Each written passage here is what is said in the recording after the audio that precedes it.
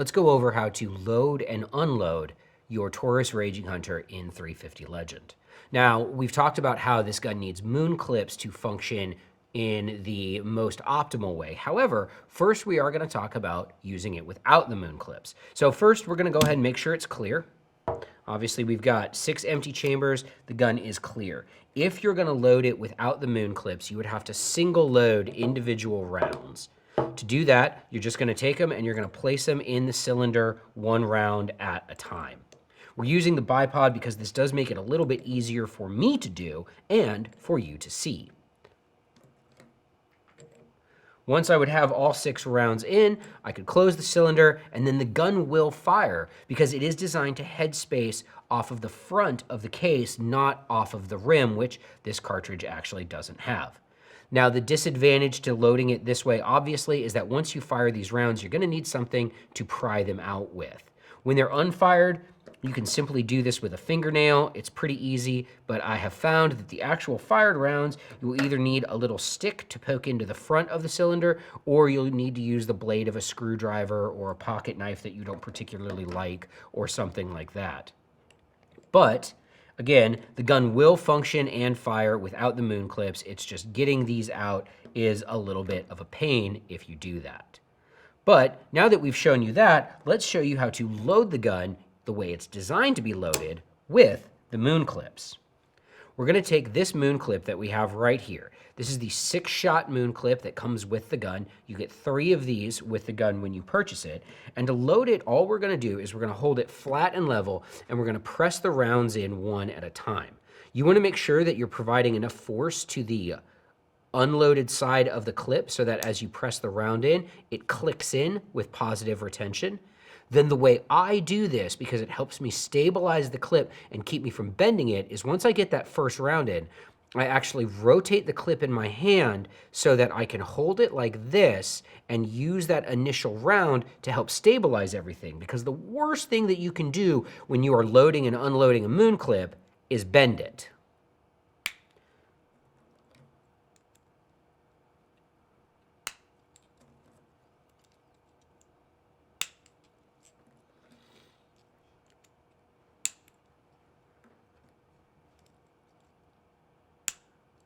Once you have 6 rounds loaded in your moon clip, they're going to wobble around in there a little bit. That's okay. That's what they're designed to do. Then you can go ahead and open up your gun. And I wouldn't normally load it at this level. I would have it down a lot lower, but I want to get the help of gravity to actually be able to guide these 6 rounds in there. This is a little bit of a fidgety process because the rounds wobble around a little bit, but once they're in the gun, the moon clip retains all 6 of them and will actually allow the ejector to function. We can close the gun up, and now we're ready to go hunt. To unload, it's a very simple process, just like you would any traditional double-action revolver. Open up the cylinder, place your thumb on the ejector rod, and just press. As you can see, it moves all 6 rounds at once. You can get it, pull them out, set it aside, check the gun visually to make sure it's clear, and now the gun is unloaded. But we're not quite done yet. Even though we've unloaded the revolver, we still need to get either the live rounds or the spent brass out of this moon clip. This is the trickiest operation that we do with moon clips because it's the place where you are the most likely to bend it. If you're trying to hold this in your hand and rip the spent brass or the live casings out by hand or with a pair of pliers, the odds that you will damage the clip are very, very high. And I have to tell you something, these clips are expensive, all right? These are not disposable magazines or anything like that. Each one of these clips costs anywhere from $5 to $15, depending on the model of the gun, the moon clip, and that sort of thing. So you do actually want to try to get some life out of these for as long as you can. That's why I recommend this tool. This is a demooning tool. These are available online. If you search for moon clip demooner or brass remover or moon clip brass remover, these will pop up and you'll be able to find one. As you can see, it kind of looks like a regular screwdriver, but has this hollow tube and this little lip on it. What that allows me to do is insert a cartridge into the hollow tube, and then with the lip, I simply twist. The cartridge falls away into the hollow tube, and I can dump it out into my hand.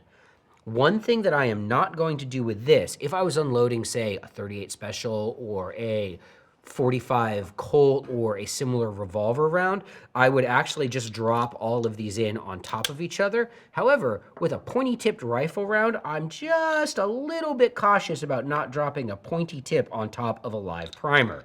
So if you're doing this, I strongly recommend doing it a single round at a time. That's just to be on the safe side. We want to avoid any situations where we could have one of these rounds impacting that primer of the round in front of it with any kind of force. So, safety first.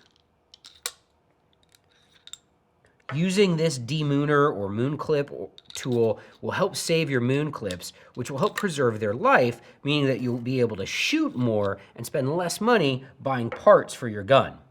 But that's it. It's a very simple process of loading and unloading the moon clips, loading and unloading the Taurus Raging Hunter in 350 Legend. For more information on the Taurus Raging Hunter and 350 Legend and the full line of Raging Hunter products, head to taurususa.com, where not only can you learn more, but you can find an online retailer that you could buy one of these guns from.